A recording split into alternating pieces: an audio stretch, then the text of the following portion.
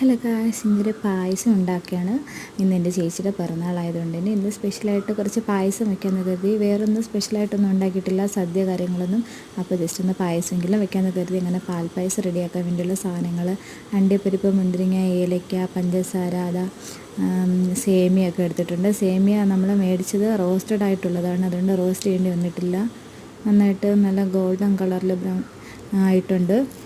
അതെടുത്ത് വെച്ചിട്ടുണ്ട്. അപ്പോൾ ചൂട് വെള്ളമൊക്കെ റെഡിയാക്കി അതിലോട്ട് സേമിയ ഇടുകയാണ്. സേമിയ നമുക്ക് റോസ്റ്റ് ആയതുകൊണ്ട് നമുക്കിനി ഒന്നും ചെയ്യണ്ടല്ലോ, അപ്പോൾ ഡയറക്റ്റ് ഇട്ടാൽ മതി.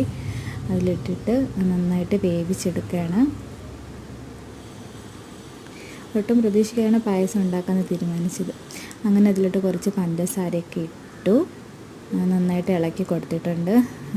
നന്നായിട്ട് വരുന്നുണ്ട്. വെന്തതിന് ശേഷം കുറച്ച് പാലും കൂടെ ഒഴിച്ച് പിന്നെ മിക്സ് ചെയ്ത് കൊടുക്കുന്നുണ്ട്.